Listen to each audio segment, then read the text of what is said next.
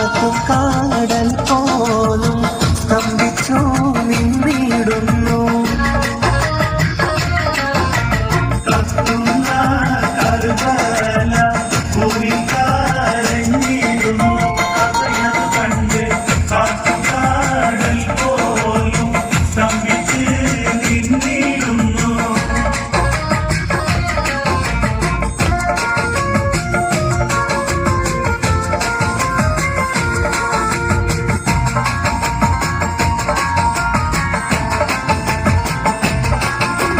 കദളിപ്പൂവിൻ മധു കാണുമ്പോൾ കഥനം നീങ്ങി കുളിർച്ചൂടുമ്പോൾ കഥ മാറുന്നു.